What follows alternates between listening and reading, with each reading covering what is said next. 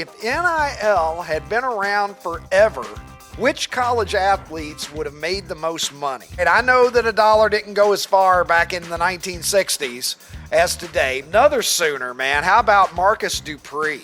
He would have broken the bank in college. He wouldn't have needed a pro career to have been set for life. Even when you go back to the pure white snow days of innocence and nobody leaving for the NBA early. I mean, hell, in Abdul Jabbar's day, you weren't even eligible for varsity basketball when you were a freshman.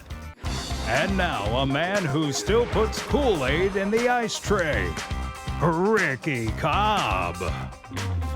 Oh, yeah, Kool-Aid in the ice tray. Poverty popsicles. Nothing better. I remember being in college and being broke as well. I could have had Kool-Aid in the ice tray in my little fridge in my dorm room, but if you're a college athlete right now, I don't know. I think you can go out and buy real ice cream at this point. The way that the money is flowing like wine everywhere, the babysitter's dead and the kids are running the house is essentially where we're at. And it got me thinking. I got a great text the other day from my buddy Brent up in Minnesota, a good man. We attended Tears for Fears together just last year out in Las Vegas at the Fountain Blue. He and his lovely wife Kay, along with my sweet girlfriend, we had a nice time. And Brent gave me a great question. He said, if NIL had been around forever, which college athletes would have made the most money? And I thought, I texted him back immediately and I said, do you mind if I steal it for Super 70s? And he said, go right ahead. And so I tweeted this out and we got some interesting responses. Now this is, of course, inflation adjusted.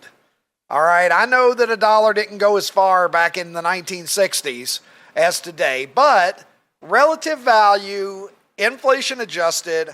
The first two names that came to mind for me were KAREEM ABDUL JABBAR. Of course, he was Lou Alcindor at that time, and Bo Jackson. But you guys had a lot of great responses on Super 70s, chiming in with some other names that you felt would have done just fine as well. Ronnie Flores saying definitely not Bo, not more than Herschel Walker or guys who went to more powerhouse programs like Heisman Theismann or someone. How about Joe Theismann back when he changed the pronunciation of his last name in order to promote his Heisman case? Jim McElvain. Jim McElvain, by the way, former guest on this program, a very solid NBA center for many years and a very great guy, says Papa Sam and the Yellow Fella aren't around anymore to give their opinions, but if you turn down $5 million from the USFL to return to college. Sam Gilbert, he was the money man back at UCLA in the day.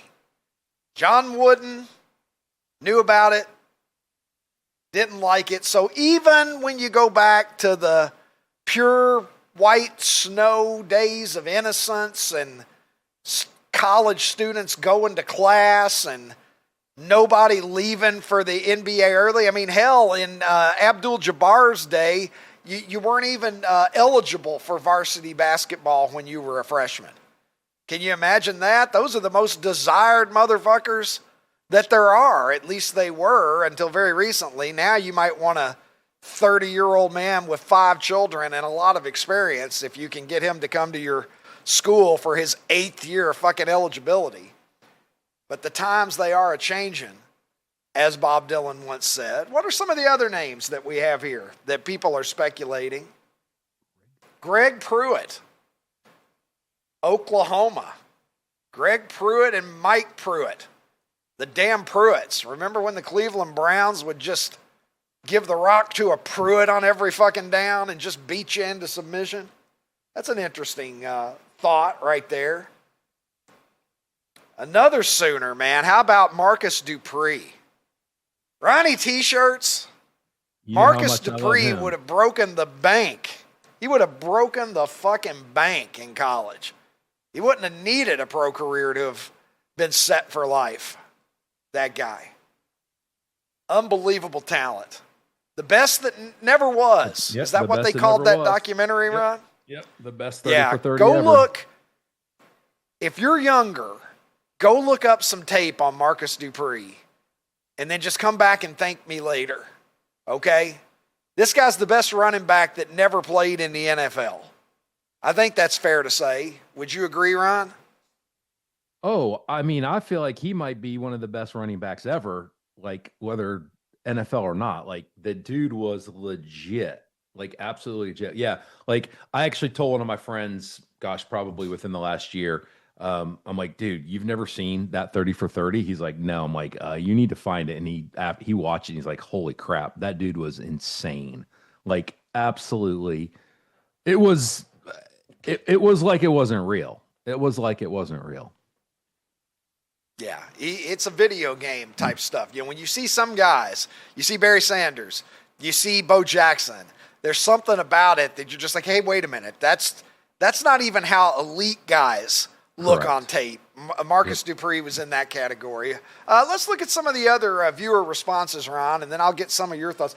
Is this just an Oklahoma Sooners party that we're throwing here? Is Jim Sam Ross Bradford? We put Sam Bradford in there. getting in here with all of his burner casts? Where's Billy Sims? Let's just see Yep. fucking everybody while we're at it. The Boz back in the 1980s, he very well could have been one of the most valuable, if not the most valuable, in terms of how he was prized. Herschel Walker, again, his name came up a lot. John Elway, obviously any great quarterback. Dan Marino at Pittsburgh. I guarantee you teams would have been lining up to back up the Brinks truck in front of his house. Colleges would have. Paul Constantine saying, how many kids that were at the core of the great mid-major Cinderella stories in the big dance would have moved on? Steph Curry at Davidson. You think Steph Curry would have stuck it out at Davidson in the NIL era? Oh, gosh, no. A lot of these guys who went to colleges, no. I mean, it certainly would seem not to be the case. So we're living in strange times. Who comes to mind for you, Ronnie, when I say potential NIL bank breakers if it had been around years ago? All right, so I kind of look at this two different ways. There's two categories. There's like, how much is a college going to give them based off of how good they were in high school and how bad they want them to come to the university. So that's one category of kid, right?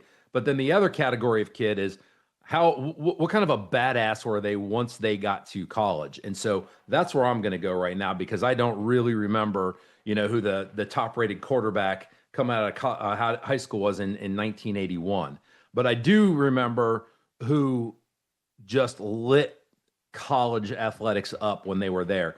And there's two people that come to mind absolutely immediately, and I cannot believe that they weren't in that list that we saw already. Tim Tebow and Johnny Manziel. They would have made a gazillion dollars, an absolute gazillion dollars, if they had the ability to capitalize on their name and the hype that surrounded them while they were in college. No, it's hard to argue with that. Hard to argue with that at all. In fact, it's an interesting Michael thought Jordan. exercise. Then you go to basketball. We haven't done any basketball. Well, like Michael Jordan, Magic Johnson, Larry Bird, Ralph Sampson. How about Ralph Sampson? Patrick Ewing. Yeah. Chris Mullen. Like, it would have just what these guys did once they got to college, and had they been able again to capitalize on their popularity, dude, Big East guys in the 80s would have cleaned up. Think about the markets that the Big East were in, the epicenters back then. If they would have cleaned up, Big East basketball players would have cleaned up, Ricky. Walter Berry would have done very well for himself. Absolutely. Pearl Washington. Bill Wennington would have got something. Money as well. Yeah, he would have. Michael Graham. Michael Graham would have got that Mr. Clean endorsement. Yeah, he would have. Well, look, if you're enjoying this, like, comment, and subscribe, won't you? I'm tired of fucking saying it. Like, comment, and subscribe. I'm going to stop asking. I'm just going to start fucking telling you. Like, comment, and subscribe, you piece of shit. No, that's Like, comment, and subscribe. If you enjoy this, if you like to have fun, don't you like to have fun? If you like sports and you like to laugh and you like fun, we're for you. Subscribe, drop some likes, leave some comments, be a part of this party, just as you are right now, as we're going through and looking at some of your comments on Super 70s about this hypothetical NIL question. I think the viewers are a huge component of our program compared to most programs, Ronnie. T-shirts. So if you want to be a star, leave some good comments, and I promise you they will matriculate their way onto this show. And don't miss it when that happens. When your number is called, you want to be watching so you see it. So subscribe now at The Ricky Cobb Show.